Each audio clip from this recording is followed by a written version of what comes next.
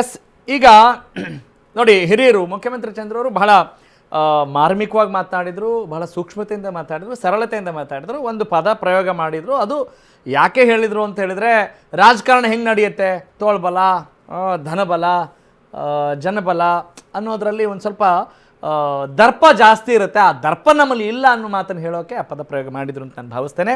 S, ಈಗ ನಾವು ಕೇಳ್ತಾ ಇದ್ವಿ ಕರ್ನಾಟಕದ ವಿಜಯ ಯಾರಾಗ್ತಾರೆ ಅಂಥೇಳಿ. ಈಗ ಪ್ರಶಾಂತ್ ಸಂಬರ್ಗಿ ಅವರು ಒಂದು ಉತ್ತರ ಕೊಟ್ಟಿದ್ದಾರೆ, ಕುತೂಹಲಕಾರಿ ಉತ್ತರ ಕೊಟ್ಟಿದ್ದಾರೆ. ಸದ್ಯಕ್ಕೆ ವಿಜಯ್ ದಳಪತಿ ಹಾಗೆ ಕರ್ನಾಟಕದಲ್ಲಿ ಗೆಲ್ಲೋದು ಚಾನ್ಸೇ ಇಲ್ಲ ಅಂತಿದ್ದಾರೆ, ಅಸಾಧ್ಯ ಅಂತ ಹೇಳ್ತಿದ್ದಾರೆ. ಎಸ್, ಕರ್ನಾಟಕದ ವಿಜಯ್ ಯಾರಾಗ್ತಾರೆ ಅಂತ ನಾವು ಕೇಳಿದ್ವಿ ಅವರಿಗೆ. ಐ ರಿಪೀಟ್, ಕುತೂಹಲಕಾರಿ ಉತ್ತರ ಕೊಟ್ಟಿದ್ದಾರೆ. ಈಗ ಚಕ್ರವರ್ತಿ ಚಂದ್ರಚೂಡ್ ಅವರ ಮಾತನ್ನು ಕೂಡ ಗಮನಿಸಿದ್ರಿ. ಒಂದು ಮೂಮೆಂಟ್ ಬರ್ತಾ ಇದೆ ನೋಡಿ ಇನ್ನೊಂದು 6 ತಿಂಗಳಲ್ಲಿ ಅಂತ ಅವರು ಒಂದು ಹೊಸ ಬೀಜ ಬಿತ್ತಿದ್ದಾರೆ. ಆಮೇಲೆ ಮುಖ್ಯಮಂತ್ರಿ ಚಂದ್ರ ಅವರು ಹೇಳ್ತಾ ಇದ್ದಾರೆ, ಜನ ರೋಸ್ ಹೋಗಿದ್ದಾರೆ ಸದ್ಯದ ರಾಜಕಾರಣಕ್ಕೆ, ನೋಡ್ತಾ ಇರಿ ಅಂತ ಅವರು ಹೇಳ್ತಾ ಇದ್ದಾರೆ. ಇದರಲ್ಲಿ ಒಂಚೂರು ಇರೋ ನಟರಲ್ಲಿ ರಿಷಬ್ ಶೆಟ್ಟಿಗೆ ಮಾತ್ರ ಎಬಿಲಿಟಿ ಇದೆ ಅಂತ ಪ್ರಶಾಂತ್ ಸಂಬರ್ಗಿ ಹೇಳ್ತಾ ಇದ್ದಾರೆ. 10 ವರ್ಷ ಜನಗಳ ನಡುವೆ ಇದ್ರೆ ಖಂಡಿತ ಗೆಲ್ಬಹುದು. ಉಪೇಂದ್ರ ಅವ್ರ ಬಗ್ಗೆ ಕೂಡ ಮಾತನಾಡಿದ್ದಾರೆ. 1000 ಕೋಟಿ ಖರ್ಚು ಮಾಡಿದರೆ ಕರ್ನಾಟಕದಲ್ಲಿ ಗೆಲ್ಬಹುದು, ಆದರೆ ಫೇಸ್ಬುಕ್ಗೆ ಸೀಮಿತ ಆದರೆ ಗೆಲ್ಲೋಕ್ಕಾಗಲ್ಲ ಅನ್ನೋ ಮಾತನ್ನು ಹೇಳ್ತಾ ಇದ್ದಾರೆ. ರಾಜ್ಯದಲ್ಲಿ ಪ್ರಜಾಕೀಯ ಗೆಲ್ಲೋಕೆ 10 ವರ್ಷ ಬೇಕು ಅನ್ನೋ ಮಾತನ್ನು ಹೇಳಿದ್ದಾರೆ. ಸ್ಫೋಟಕ ಹೇಳಿಕೆಯನ್ನು ಕೊಟ್ಟಿದ್ದಾರೆ ಪ್ರಶಾಂತ್ ಸಂಬರ್ಗಿ.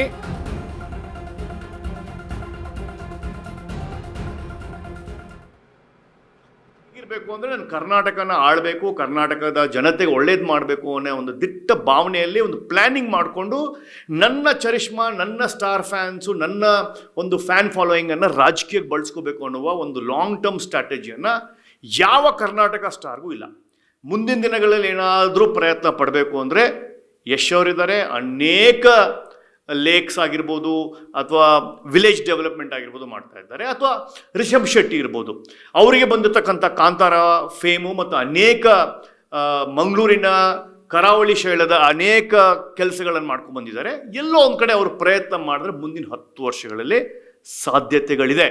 ಆದರೆ ಕೇವಲ ಪುಸ್ತಕದ ಬದನೆಕಾಯಿ ಮಾತಾಡಿಕೊಂಡು ಪೇಪರಲ್ಲಿ ಬ್ಲೂ ಪ್ರಿಂಟಲ್ಲಿ ಪಕ್ಷ ಕಟ್ತೀವಿ, ಅವ್ರು ಹಿಂಗೆ, ಇವರು ಲೋಕಲ್ ಎಲೆಕ್ಷನ್ ಮಾಡಬೇಕು, ಅವರು ವೋಟ್ ಮಾಡಬೇಕು ಅನ್ನುವ ಬರೇ ಬ್ಲೂ ಪ್ರಿಂಟ್ ಇಟ್ಕೊಂಡ್ರೆ ಆಗೋದಿಲ್ಲ.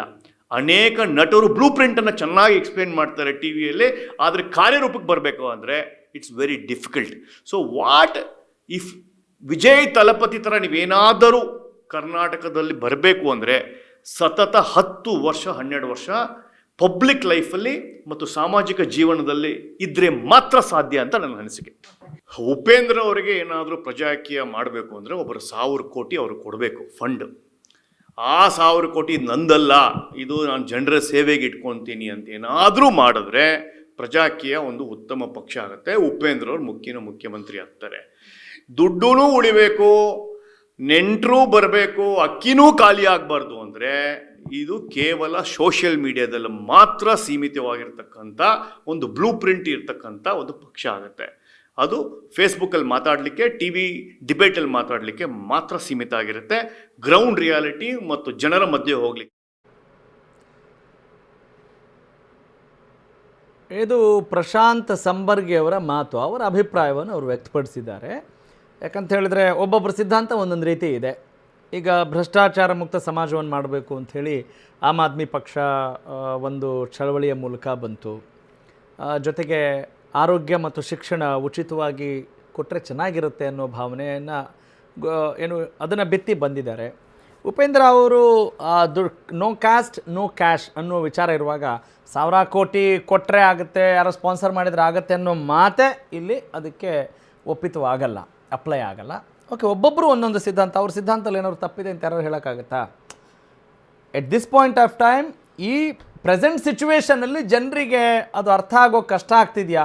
ಜನರಿಗೆ ಯಾವುದು ಇಷ್ಟ ಅದು ಅದನ್ನೇ ಮಾಡ್ಕೊಂಡು ಹೋಗಲಿ. ಜನರಿಗೆ ಬೇಕಾದರೆ ತಾನೇ, ಈಗ ಜನ ಓಟ್ ಹಾಕಿದರೆ ತಾನೇ, ಅವರಿಗೆ ಇದೇ ವ್ಯವಸ್ಥೆ ಬೇಕು ಅಂದರೆ ಮುಂದುವರಿಲಿ ಬಿಡು ಅನ್ನೋ ಮಾತನ್ನು ಅವ್ರು ಹೇಳ್ತಾ ಇದ್ದಾರೆ. ಫೈನ್. ಇದೆಲ್ಲದರ ಜೊತೆಗೆ ನನಗೆ ಭಾಳ out of curiosity Nagendra Babu ಅವ್ರನ್ನ ಮಾತಾಡಿಸ್ಬೇಕು. ಮುಖ್ಯಮಂತ್ರಿ ಚಂದ್ರ ಅವರು ಹೇಳಿದರು, ಕುಟುಂಬ ರಾಜಕಾರಣ ಹೇಳಿದರು, ಗುಂಪುಗಾರಿಕೆ ಹೇಳಿದರು, ಇನ್ನುಳಿದ ವಿಚಾರ ಹೇಳಿದಾಗ ನೀವು ಕುಟುಂಬ ರಾಜಕಾರಣ ಅಂತ ಹೇಳಿದ ತಕ್ಷಣ ಯಾಕೆ JDS ವಕ್ತಾರರಾಗಿರ್ಬೋದು, ನಾಯಕರಾಗಬಹುದು, ಯಾಕೆ ಅದು ಟ್ರಿಗರ್ ಆಗ್ತಾರೆ? ಮತ್ತೆ ನಾನು ಅವ್ರೇನು ಹೇಳಿಲ್ಲ. ಅವರು ಅವರು ಕಾಂಗ್ರೆಸ್ ಅವರು ಹೇಳಿಲ್ಲ, ಆಮ್ ಆದ್ಮಿ ಪಕ್ಷದವರು ಅದನ್ನೇನು ಮಾತಾಡ್ಲಿಲ್ಲ. ಈಗ ಆದ್ರೆ ನೀವು ಮಾತ್ರ ಕುಟುಂಬ ರಾಜಕಾರಣ ಅನ್ನೋದು ನಿಮಗೆ ಮಾತ್ರ ಅಪ್ಲೈ ಮಾಡ್ಕೊಂಡಂಗೆ ಕಾಣ್ತಾ ಇದೆ. ನಿಮ್ಮ ಪಕ್ಷದವ್ರಿಗೆ ಒಂದು ಮಾತನ್ನು ಹೇಳ್ತಾ ಇದ್ದೀನಿ, ದೇಶದ ಉದ್ದಗಲೂ ಎಲ್ಲಾ ಪಕ್ಷಗಳಲ್ಲೂ ಇದಾವೆ, ಕಾಶ್ಮೀರಿಂದ ಕನ್ಯಾಕುಮಾರಿ ತನಕ ಒಂದು ನಿಮಿಷ ಆಮ್ ಆದ್ಮಿ ಇಲ್ಲ. ಒಂದು ನಿಮಿಷ ಅಲ್ಲ, ಆದ್ರೆ ಜೆಡಿಎಸ್ ನಾಯಕರು ಇದು ನಾಟ್ ಫಸ್ಟ್ ಟೈಮ್, ಇವರೇ ಅಂತಲ್ಲ, ಇನ್ ಬೇರೆಯವರು ಬಂದಾಗ್ಲೂ ಕೂಡ ಅವ್ರು ಹೇಳಿದ್ರೆ ಅದನ್ನ ಟ್ರಿಗರ್ ಆಗ್ತಾರೆ. ಸರ್, ಇಡೀ ಭಾರತದಲ್ಲಿ ಎರಡು ಪಕ್ಷದಲ್ಲಿ ಕುಟುಂಬ ರಾಜಕಾರಣ ಇಲ್ಲ. ಜೆಡಿಯು ಪಕ್ಷದಲ್ಲಿ ಇಲ್ಲ, ಜೆಡಿಯು ನಮ್ಗಿಂತ ಹಳದಾರು ಅವರು ಕುಟುಂಬ ರಾಜಕಾರಣ ಅಷ್ಟು ಒತ್ತು ಕೊಟ್ಟಿಲ್ಲ. Thanks for the information. Yes please go ahead Nagendra Babu ಅವರೇ. ಯಾವುದೇ ಪಕ್ಷ ಆಗಿರ್ಬೋದು, ಇತ್ತೀಚಿನ ದಿನಗಳಲ್ಲಿ ಯಾವೊಂದು ಜಾತ್ಯತೀತ ಜನತಾದಳ ತನ್ನದೇ ಅಂತ ಉತ್ತಮವಾದ ಸರ್ಕಾರ ಕೊಟ್ಟಂಥ ಸಂದರ್ಭದಲ್ಲಿ ಅವರಿಗೆ ಆ ಪಕ್ಷದ ಮೇಲೆ ಗೂಬೆ ಕೂರಿಸೋದಕ್ಕೆ ಯಾವುದೇ ರೀತಿಯಾದಂಥ ಒಂದು ದಾರಿ ಸಿಕ್ಕಿರ್ಲಿಲ್ಲ. ಅವ್ರು ಒಂದೇ ಒಂದು ಮಾತು ಹೇಳಿದ್ರು, ಇರಿ ಒಂದು ನಿಮಿಷ ಇರಿ, ಅವ್ರೇನು ಹೇಳ್ತಾರೆ, ದೇವೇಗೌಡರು ಕುಟುಂಬ ಅಂತಕ್ಕಂಥ ಮಾತನ್ನು ಹೇಳಿದ್ದಾರೆ ಅನೇಕ ಸಂದರ್ಭಗಳಲ್ಲಿ. ಒಂದು ನಿಮಿಷ ಕೇಳಿ ಸರ್, ನೀವು ತಾಳ್ಮೆಯಿಂದ ಕೇಳಿ. ನಾವು ಎಲ್ಲೂ ಕೂಡ ವಾಮ ಮಾರ್ಗದಲ್ಲಿ ಬಂದಿಲ್ಲ ಸರ್. ನೀವು ಹೋಗಿ ನಿಂತ್ಕೊಳ್ಳಿ ಸರ್, ಎಲೆಕ್ಷನ್ ಯಾರು ಬೇಡ, ವಿಜಯ್ ನಿಂತ್ಕೊಂಡ್ರಪ್ಪ ಗೆದ್ರು, ಆಟೋ ಡ್ರೈವರ್ ನಿಂತ್ಕೊಂಡ್ರು, ಅದು ಬಿಡಿ, ಅವ್ರು ಯಾರು ನಿಲ್ತಾರೋ ಬಿಡ್ತಾರೋ ಅದು ಬೇರೆ, ಸೆಕೆಂಡರಿ. ಈಗ you are not answering my question. Nagendra Babu ಅವರೇ, ನಾನು ಕೇಳ್ತಾ ಇದ್ದೀನಿ, ಬಹಳಷ್ಟು ಜನರ ಕುತೂಹಲದ ಒಂದು ಪ್ರತಿನಿಧಿಯಾಗಿ ನಾನು ನಿಮಗೆ ಕೇಳ್ತಾ ಇದ್ದೀನಿ ಅಷ್ಟೇ. ಯಾಕೆ ನಿಮ್ಗೆ ಯಾಕೆ ಟ್ರಿಗರ್ ಆಗ್ತಾ ಇದೆ? ಅದು ಯಾಕೆ ನಿಮ್ಮನ್ನ ತುಂಬಾ ಆಲೋಚನೆ ಮಾಡೋಂಗ್ ಮಾಡುತ್ತಲ್ಲ?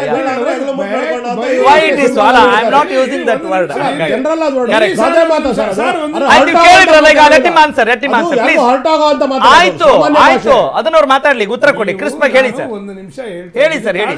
ತಿಳ್ಕೊಳ್ಳಿ, ನಾವು ಇವತ್ತು ದಕ್ಷಿಣ ಭಾರತದಲ್ಲಿ, ಅದು ವಿಶೇಷವಾಗಿ ಕರ್ನಾಟಕದಲ್ಲಿ ಉತ್ತಮವಾದ ಪ್ರಾದೇಶಿಕ ಪಕ್ಷ, ಉತ್ತಮವಾದ ಕೆಲಸ ಕಾರ್ಯಗಳು ಮಾಡಿದಂಥ ಸಂದರ್ಭದಲ್ಲಿ ನಮ್ಮ ವಿರುದ್ಧವಾಗಿ ಏನಾದರೂ ಒಂದು ಹೇಳೋದಕ್ಕೆ ಯಾವುದೇ ರೀತಿಯಾದಂಥ ಒಂದು ಕಪ್ಪು ಚುಕ್ಕೆ ಇರಲಿಲ್ಲ. ಕೆಲವರು ಏನು ಮಾಡಿಕೊಂಡ್ರು, ಅವ್ರವ್ರ ಪಕ್ಷ, ಇವತ್ತು ಕಾಂಗ್ರೆಸ್ ಅವ್ರು ಮಾತಾಡ್ತಾರೆ, BJP ಅವ್ರು ಮಾತಾಡ್ತಾರೆ, ಬೇರೆ ಪಕ್ಷದವರು ಮಾತಾಡ್ತಾರೆ, ಎಲ್ಲರೂ ಮಾತಾಡ್ತಾರೆ. ಯಾಕೆ ಅವ್ರ ಪಾರ್ಟಿಗಳಲ್ಲಿ ಇಲ್ವಾಗಾದ್ರೆ 40 ಜನ 50 ಜನ ಇದ್ದಾರೆ. ಒಂದು ನಿಮಿಷ ಕೇಳಿ ಸರ್, ಇದು ನಾನೇನು ಹೇಳ್ತಿದ್ದೀನಿ ಅಂದರೆ ಅದನ್ನು ಅಳಿಸಿ ಇನ್ನು ಮುಂದಿನ ದಿನಗಳಲ್ಲಿ ಎಲ್ಲ ಪಕ್ಷದಲ್ಲಿದ್ದಾರೆ. ಆದರೆ ನಾವೆಲ್ಲರೂ ಕೂಡ ಜನಗಳ ಮುಂದಕ್ಕೆ ಹೋಗೋದು ವಾಮ ಮಾರ್ಗದಲ್ಲಿ ಬಂದಂಥ ಸಂದರ್ಭದಲ್ಲಿ ಜನ ನಮ್ಮನ್ನು ತಿರಸ್ಕಾರ ಮಾಡ್ತಾರೆ. ಉದಾಹರಣೆಗೆ ನಿಖಿಲ್ ಕುಮಾರಸ್ವಾಮಿಯನ್ನು 3 ಸತಿ ಸೋಲಿಸ್ರಪ್ಪ, ಯಾರು ಮಾತಾಡಲಿಲ್ಲ, ಹಾಗಾದ್ರೆ ಕುಟುಂಬ ರಾಜಕಾರಣದಲ್ಲಿ ಸೋತ್ರು ಅಂತ ಹೇಳಿ. ಇದು ಸೋಲಿಸಿದ್ರು ಅಂತ ಅನ್ಬೇಡಿ, ಸೋತ್ರು ಇಲ್ಲ, ಸೋತ್ರು, ಜನಗಳಿಗೆ ಇಷ್ಟ ಆಗಿಲ್ಲ, ಸೋಲಿಸಿದ್ರು.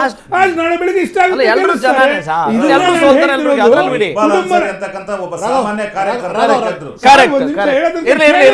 ಸರ್, ನಾನು ಕೂಡ ಕ್ಯಾಂಡಿಡೇಟ್, ನಿಮ್ಗೆ ಗೊತ್ತಿದ್ದೇನೆ, 2 ಬಾರಿ ನಾನು ದಿಗ್ಗಜರ ಮೇಲೆ ನಿಂತಿದ್ದೇನೆ. ಇಲ್ಲ ಸರ್, ನಾನು ಬೀದಿಲೋಗಿ ನಾನು ಕೇಳಿದ್ದೀನಿ ಮತನ, ನಾನು 2 ಬಾರಿ MLA ಕ್ಯಾಂಡಿಡೇಟ್. ಒಂದು ಮಾತು ಏನು ಹೇಳ್ತಿದ್ದೀನಿ ಅಂದರೆ, ತೀರ್ಮಾನ ಕೊನೆ ಹಂತದಲ್ಲಿ ಜನಗಳಿರುತ್ತೆ. ಅವ್ರಿಗೆ ಇಷ್ಟ ಆದರೆ ನಮ್ಮನ್ನು ಇಷ್ಟಪಡ್ತಾರೆ, ಇಷ್ಟ ಆಗಲಿಲ್ಲ ಅಂತಂದರೆ ಸೋಲಿಸ್ತಾರೆ. ಆಮೇಲೆ ಕೆಲವು ಇವತ್ತು ರಾಘವ್ ಸೂರ್ಯ ಅವರೊಂದು ಒಳ್ಳೆ ಸಬ್ಜೆಕ್ಟ್ ಎತ್ಕೊಂಡಿದ್ದೀರಾ ನೋಡಿ. ಯಾರು ಅಧಿಕಾರ ಕೊಟ್ಟಂಥ ಸಂದರ್ಭದಲ್ಲಿ ಜನಸೇವೆ ಮಾಡಿದೇನೆ, ಕಟ್ಟ ಕಡೆಯ ಸಾಮಾನ್ಯ ಪ್ರಜೆಗೂ ಕೂಡ ಕೆಲಸ ಅವನಿಗೆ ಅನುಕೂಲಗಳು ಮಾಡಿಕೊಡ್ದೇನೆ, ಅವರ ಒಂದು ಅನುಕೂಲಕ್ಕಾಗಿ ಸಾವಿರಾರು ಕೋಟಿ ಹಣವನ್ನು ಮಾಡ್ಕೊಂಡು ಇವತ್ತು ಮೂಲೆ ಕೂತಿರ್ತಾರೆ. ಜನಗಳು ತಮ್ಮ ಮಾಧ್ಯಮಗಳಲ್ಲಿ ಇವತ್ತು ಅಮೆರಿಕಾದಲ್ಲಿ ನಡೆದಿರ್ತಕ್ಕಂಥ ವಿಚಾರವನ್ನು 5 ಸೆಕೆಂಡಲ್ಲಿ ತೋರಿಸ್ತಕ್ಕಂಥ ಶಕ್ತಿ ಬಂದಿದೆ. ಪ್ರಪಂಚದಲ್ಲಿ ನಡೀತಾ ಇರೋ ಎಲ್ಲಾ ವಿಚಾರಗಳು ನೋಡ್ತಿರೋದು ಪಾಯಿಂಟ್ ಅದಲ್ಲ, ಅದೇ ಪಾಯಿಂಟ್. ನಾನೊಂದು ಏನಕ್ಕೆ ಹೇಳ್ತಿದ್ದೀನಿ ಅಂದ್ರೆ, out of the syllabus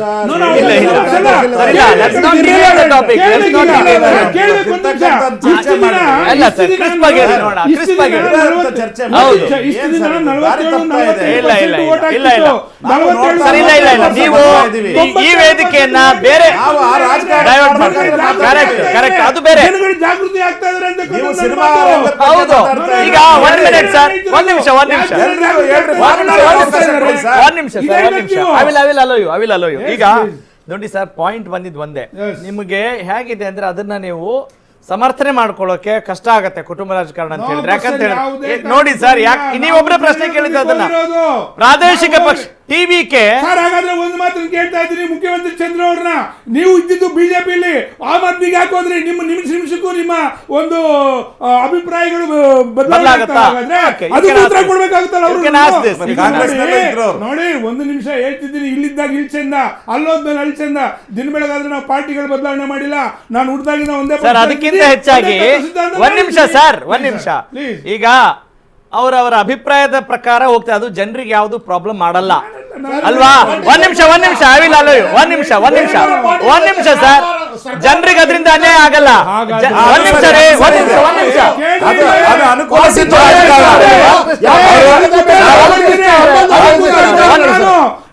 sir, ಮಾತಾಡಕ್ಕಾಗಲ್ಲ. Nagendra Babu ಅವರೇ, ನಿಮಗೆ ಪ್ರಧಾನಮಂತ್ರಿ ಹುದ್ದೆ ಕೊಟ್ಟಿರೋ ನಾವು ಇವತ್ತು ರಾಜ್ಯದ ಮುಖ್ಯಮಂತ್ರಿ ಮಾಡಬೇಕು. ನೀವು ಮಾಜಿ ಅಂತ ಹೇಳ್ಬೇಕಾದ್ರೆ ಅದು ನಮ್ಮ ಹೆಸರು ಹೇಳ್ಬೇಕು, ಕಾಂಗ್ರೆಸ್ ಅವರ ಹೆಸರು ಹೇಳ್ಬೇಕು. ನೀವು ಮಾಜಿ ಮುಖ್ಯಮಂತ್ರಿ, ಮಾಜಿ ಪ್ರಧಾನಮಂತ್ರಿ ನಾಗೇಂದ್ರ ಬಾಬು ಅವರೇ, ಬೇಡ ಜಗಳ ಮಾಡಕ್ಕಿಲ್ಲ. ನಾವು ಜಗಳ ಮಾಡ್ತಾ ಇದ್ರೆ ಒಂದ್ ನಿಮಿಷ ಸರ್, ಒಂದ್ ನಿಮಿಷ. ಜನಕ್ಕೆ ಯಾಕೆ ರೋಸ್ ಹೋಗಿದ್ದಾರೆ ಅಂದ್ರೆ ಇದೇ ಕಾರಣಕ್ಕೆ. ಇಲ್ಲಿ ಸಲ್ಲುವವನು ಅಲ್ಲಿಯೂ ಸಲ್ಲುವವನು. Here what you do there also you can do the same. No sir, no, sorry ಒಂದ್ ನಿಮಿಷ. ಇಲ್ಲ ಒಂದ್ ಸೆಕೆಂಡ್ ಆಗಲ್ಲ. ನೀವು ಮಾತಾಡ್ಸ್ಬಿಡಿ ಸರ್, ನಮ್ದೇ ತಕರಾರು. ಸರ್, ಯಾರಿಗೂ ಕೂಡ ಅವತ್ತು ಸಂಪೂರ್ಣವಾದಂತ ಬೆಂಬಲ ಕೊಟ್ಟಿದ್ದಾರೆ. ಆಯ್ತು ಸರ್. ಹಾಗಾದ್ರೆ ನೀವು ಮರುಚುನಾವಣೆ ಹೋಗ್ತೀರಾ? ಜನಗಳು ದುಡ್ಡು ಪೋಲ್ ಮಾಡ್ತಾ ಇದ್ರೆ ತಿರುಗಿ ಸಮ್ಮಿಶ್ರ ಸರ್ಕಾರ ಸಮಾನ ಮನಸ್ಕರು ಅಂತ ಅಂದಾಗ ಬೆನ್ನು ಚೂರಿ ಹಾಕಿದವರು ಯಾರು? ಇಲ್ಲ, ನಿಮ್ಗೆ ಅವರು ಚರ್ಚೆ ಕಳೆಯೋಣ. ಅವಕಾಶವಾದಿ ಒಂದ್ ನಿಮಿಷ, ಎಲ್ಲರೂ ಅವಕಾಶವಾದಿಗಳೇ. ಅವಕಾಶವಾಗಿ ಮಾತಾಡೋಣ. ಆಯ್ತು, ರೀತಿ ಮಾಡಿದ್ದೀರಾ ಅಂತಕ್ಕಂಥ ದೇಶ ಫೈನ್ ಹೇಳಿ ಸರ್, ಏನ್ ಹೇಳ್ಬೇಕು ಅಂತಿದ್ದೀರಾ? ನೋಡಿ ಸರ್, JDSನವರು ಏನು ಕೆಲವು ಅಂಶಗಳನ್ನು ಎತ್ತಿದ್ರು, ಆದರೆ ಇಲ್ಲಿ ನಡೀತಕ್ಕಂಥ ಚರ್ಚೆ ಇಲ್ಲಿ ಕರ್ನಾಟಕದ ವಿಜಯ್ ಯಾರು ಅಂತಕ್ಕಂಥದ್ದು. ಹಾಗಾಗಿ ನಾನು ಇದನ್ನು ಹೆಚ್ಚು ರಾಜಕೀಯ ಚರ್ಚೆಗೆ ಹೋಗದೆ, ನೋಡಿ ರಾಜಕಾರಣ ಹೆಂಗೆ ಬೀಡ್ಬಿಟ್ಟಿದೆ ಅಂತ ಹೇಳಿದ್ರೆ ನೀವು ಯಾವುದಾದ್ರೂ ಮಾತಾಡಿ, ಯಾವುದೇ ಟಾಪಿಕ್ ಇರಲಿ, ನಾನ್ ಮಾತ್ರ ಹಿಂಗೆ ಅಂತ ಅನ್ನೋ ರಾಜಕಾರಣದ ಅಲ್ಲ ವೈಚಾರಿಕತೆ ನಾನು ಹೇಳ್ತೀನಿ ಸರ್, ನಾನು ಹೇಳ್ತೀನಿ ನೋಡಿ ಸರ್, ಇದ್ರ ಬಗ್ಗೆ ನಾನು ಸೀಮಿತಗೊಳಿಸ್ತೀನಿ. ಅದನ್ನು ಬೇರೆ ಸಂದರ್ಭದಲ್ಲಿ ನಾನು ನರೇಂದ್ರ ಬಾಬು ಅವರಿಗೆ ಉತ್ತರ ಕೊಡ್ತೀನಿ. ಡಿವೇಟ್ ಮಾಡಲ್ಲ.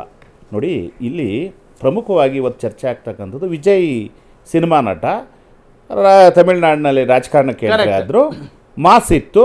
ಸೊ ಅವರನ್ನು ರಾಜ್ಯದ ಜನ ಆಶೀರ್ವಾದ ಮಾಡಿದ್ರು, 106 ಸೀಟ್ ಬಂದು ಅಂತ ನನ್ನ ಒಂದು ಅಭಿಪ್ರಾಯದಲ್ಲಿ. ಸರ್, ಒಂದು ಈ ವ್ಯವಸ್ಥೆಯಲ್ಲಿ ಮತ 107 ಆಗಲಿ, ತೊಂದರೆ ಇಲ್ಲ, ಒಂದೇನು ತೊಂದರೆ ಇಲ್ಲ. ಇವತ್ತು ಈ ವ್ಯವಸ್ಥೆಯಲ್ಲಿ ಅಲ್ಲಿ ಕೆಲವಾರು ಕಾರಣಗಳಿಗೆ ಅವರು ಬಂದಿದ್ದಾರೆ ಅಂತ ನಾನು ಹೇಳ್ತೀನಿ.